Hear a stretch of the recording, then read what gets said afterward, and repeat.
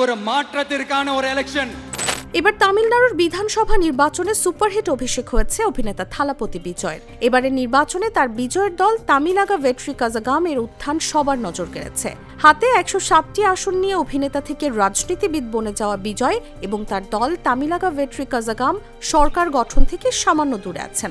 ২৩৪ সদস্যের তামিলনাড়ু বিধানসভায় সংখ্যাগরিষ্ঠতা পেতে তাদের প্রয়োজন ছিল আর মাত্র ১১টি আসন। এখন বড় প্রশ্ন হলো, এখন কি হবে বা রাজ্যে কি ত্রিশঙ্কু বিধানসভা হবে? তবে একক দল হিসেবে টিভিকে এই সংখ্যায় পৌঁছাতে না পারলেও সবচেয়ে বেশি আসন তাদেরই হয়েছে। একক বৃহত্তম দল হওয়ায় টিভিকে সরকার গঠনের জন্য রাজ্যপালের পক্ষ থেকে আমন্ত্রণ জানানোর সম্ভাবনা রয়েছে, এমনকি যদি তা সংখ্যালঘু প্রশাসন হিসেবেও শুরু হয়।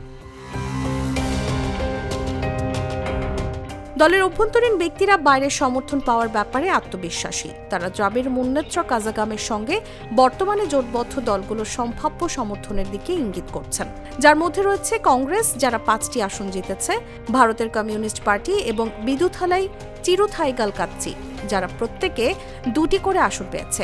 এর আগে 2006 সালে সংখ্যালঘু ডিএমকে সরকার বাইরের সমর্থনে টিকে গিয়েছিল। এমন পরিস্থিতি ডিএমকে নেতৃত্বাধীন জোটের মধ্যে একটি নতুন বিন্যাস ঘটাতে পারে। বিশেষ করে কংগ্রেস নির্বাচনের আগে টিভিকে সঙ্গে একটি সম্ভাব্য জোটের কথা ভেবেছিল এবং ডিএমকের চেয়ে বেশি আসন নিশ্চিত করতে সেটিকে কাজে লাগিয়েছিল, যা জোটের মধ্যে আগে থেকেই বিদ্যমান টানাপোড়েনের ইঙ্গিত দিচ্ছে। টিভিকের জন্য আরেকটি সম্ভাব্য পথ হল পাট্টালি মাক্কাল কাচ্চির সমর্থন, যাদের 5টি আসন রয়েছে।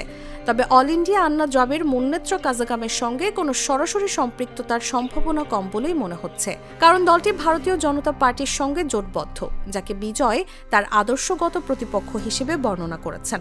এআইএডিএমকে এবং বিজয়ের দলের মধ্যে জোট হওয়া এখন খুবই কঠিন বলে মনে করছেন বিশ্লেষকরা, কারণ গত কয়েক মাসের তিক্ততা, প্রকাশ্য আক্রমণ এবং ভেস্তে যাওয়া আলোচনা জোটের সব পথ প্রায় বন্ধ করে দিয়েছে।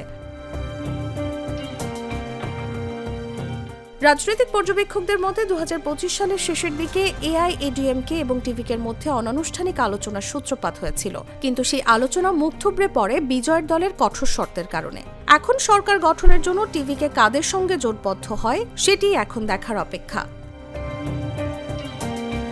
নিউজ ডেস্ক, জাগো নিউজ।